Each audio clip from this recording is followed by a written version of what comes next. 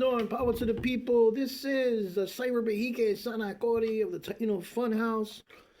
I'm still under the weather, and I'd like to thank all of you for reaching out to me. And it's been a rough winter. Many of us have been suffering from respiratory issues. I know a lot of people have been discussing about the HARP messing up the environment for many of us who have suffered from asthma and so on. Well, I just want to mention right now it's very difficult out there. Hopefully, the warm weather is coming soon and we can enjoy that spring. So, right now, Smoke Signal News, Taino Funhouse. Corporate media has been under attack for many years now. There is some talk of CNN being taken over by Paramount, which is a conservative right wing owner. Oh man, so it's gonna be a rough time. I used to say I'm not left, I'm not right, I'm right in the middle.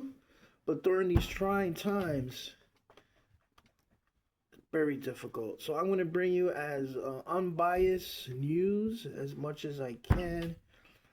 And write in the comments if you think I'm wrong in any of my statements. But I want to try to provide the facts as is. So right now it's Saturday, February 28th, 2026. And I'm going to highlight some news here in the United States first. And there's an escalation of war with Iran. We're at war, the United States of America. And this is a major development. It happened last night, February 27th, in which President Trump announced a major combat operations against Iran. And it was targeting naval forces and missile industry. Now, right now, these anti-war groups are denouncing this as an unnecessary war, and as quoted as a militarist-in-chief maneuver intended to distract from domestic crisis and to consolidate power, executive power. This is what the people are saying right now, the anti-war groups. And again, during the campaign, there was a lot of hope from Trump supporters. There will be no more wars. But due to the Epstein files, there's been a lot of distractions. Yesterday, on the 27th of February, former ex-president Bill Clinton testified, closed doors. Hopefully we can get the transcript as soon as possible. I have not seen the transcript, but basically he's talking about his association with Epstein and so on. Now, the Save America Act and voting rights.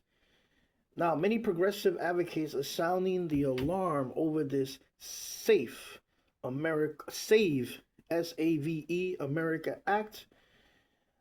Basically, in this act, you have to show your papers, you have to show your documentation for you to vote. Now, the critics argue that this is a blatant attempt to disenfranchise millions of working class and minority voters by requiring passports or birth certificates to participate in elections. It's very difficult as it is to get people to vote locally and nationally. This might be a true distraction for people not to vote and to make it very difficult for others. I know a lot of people have, you lose passports. Many people don't have passports. Many people lost their birth certificates and so on, but yet they're American citizens. So let's see what happens with this Safe America Act. Hey, there's other news in America. ICE. The militarization of ICE and human rights abuses. Now, there are reports of surfacing about ICE agents engaging in dangerous car chases and detaining students without warrants. This is not good. You need a warrant. This is the United States Constitution. You need a warrant signed by a judge. Anything else is illegal. And when you do dangerous car chases, people are going to die. This is very, very unfortunate, and it's scary for many. For all of us, I should say. Now, I just want to mention there's a tragic story that came out of Buffalo, and it highlights the human costs of these policies by the administration right now. There was a blind refugee, a 56-year-old. His name was Nurul Amin Shah Alam. He is a nearly blind refugee from Rohingya. He's been in jail since February of 2025. And then he was released. Let me just look at the facts here. Yeah, he was released because he was a legal refugee here in the United States. He has an asylum case pending. So what happened was the ICE. Wait, hold on a second. The border patrol, they left him in the cold by a closed coffee shop. And 5 days later, he was found dead 5 miles away from this coffee shop. His family was not called. He was just left abandoned in the sub-zero degrees of Buffalo. Now, this case has sparked demands for an immediate federal probe. So let's see what happens. I'll report on that. Now, today is, once again, February 28th. There's an economic blackout boycott today. And what they're talking about is economic resistance. And it's organized by the People's Union USA. This is a grassroots movement encouraging 24-hour spending abstinence to protest the malign influence of billionaires in the United States and corporate giants like Amazon and Walmart, emphasizing the power of the working class to disrupt the status quo through consumer action. Hey, United States, we are a consumer economy. If you don't spend your money, the economy will slowly tank. So this is a good way of telling the billionaires, hey man, we have rights. Today I came to work, I brought my food with me. I didn't go outside and buy food. I feel sorry for a lot of the store owners that are innocent in all this, are not billionaires. But it's important to make a little dent for one day, an economic blackout. So think about it, use your conscience in this situation, and see what happens. Now, Native American and Indigenous news.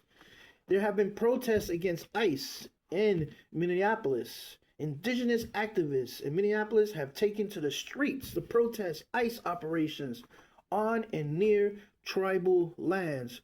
If you don't know this, Minnesota is the traditional land of the Lakotas. You know, we think of South Dakota, North Dakota. Minnesota is the traditional homelands of the Lakotas. So, these demonstrations are highlighting an intersectional struggle between tribal sovereignty and federal immigration enforcement. It's a contradiction. These indigenous tribes like the Lakotas and so on, they're the First Nations, man, which many view, this is it, ready for this? We as Taino know this very well, a colonial overreach. That's right. Let me just give you a clue here. There's been an assault on tribal sovereignty in Alaska. The Department of the Interior that manages native lands, federal lands, has opened 2.1 million acres of public land in Alaska's Dalton Corridor. Why? For mining and resource extraction. Now, the indigenous leaders and environmentalists view this as a giveaway for big oil that it's violating the spirit of the land entitlements and threatens ecological health of the region. My prayers and thoughts go out to those activists out there, those tribal leaders. This is an attack against Mother Earth and her children.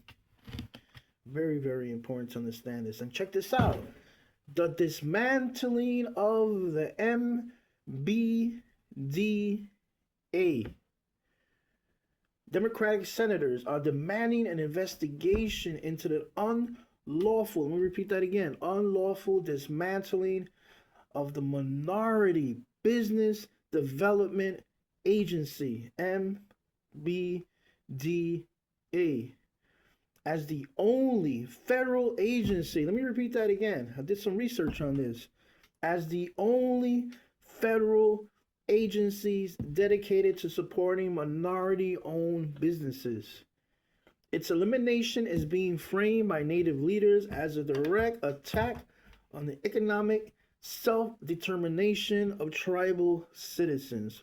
Of course, it's a direct attack. This is horrible and a disgrace. Let me just mention right now another news in the indigenous world. There's a crisis right now of indigenous data. Okay, remember, one step. There's one first step you need to make when you conclude a fact. FACT. When you can say, I know this to be true, I know this to be a fact, you need to gather the data objectively. So, what's going on? Why is there a crisis of indigenous data? A major focus in tribal governance today is the push for indigenous data strategies. Native advocates argue that the lack of accurate federal data on tribal populations allows the government to ignore the needs of sovereign nations. Ignore the needs, very important, of sovereign nations. And this is why the United States collected this data to find out what are the needs. Because they, through treaty laws, the United States is obligated by law to safeguard the needs of the sovereign nations in the United States of America. So effectively, they are erasing native people from the economic and the political map. This is a form of genocide. I hope you're listening out there. This is a form of genocide. Last but not least, cultural reclamation. Hey, amidst the political turmoil, the Cherokee Nation is being recognized for its efforts to tell the full story. Remember, knowledge, data, the full story of its history during Black History Month, emphasizing the interconnected histories of indigenous and Black communities in the fight against systemic oppression. And we know about systemic oppression. Hey, Christopher Columbus, who sailed the ocean blue 1492, we greeted him as Taino. We show him how to live. He showed us how to rape. Slowly, systemic oppression covered the whole islands. Eventually, he was arrested. A lot of people don't know this. He and his brothers were sent to Spain in disgrace. And just like today, when you have backup from billionaires and millionaires and monarchs and so on, you escape justice. So Columbus escaped justice. He was detained for a short time, and boom, he was set free. But he was not allowed to enter the islands known as Quisqueya, Borinquen, and so on. He tried to go back to Jamaica, but that didn't work. So we as Taino people, we as an indigenous people, we definitely have a history of systemic oppression. Here in Smoke Signal News, I want to bring you the news here in the United States. Why? Because I live in the United States. I'm diaspora. I'm researching a lot of issues that's going on in the islands as well, which it's taking me a while to do. I'm more of an expert here in the domestic, but I will be reaching out to the raw data that I find in Dominican Republic, Quisqueya, Haiti, Puerto Rico, Jamaica, and Cuba. There's some issues in Cuba not too long ago, maybe yesterday? There was reports of some Cuban military killing 5 Americans, allegedly. I'm looking into that right now. But again, the world is at a tipping point right now. Right now, we're at war. The United States is at war. If you're an American citizen, it's very important you write your Congress representatives. This is an illegal war. Congress needs to approve any measure of war. This has not been done. So please, we are American citizens. We have our rights.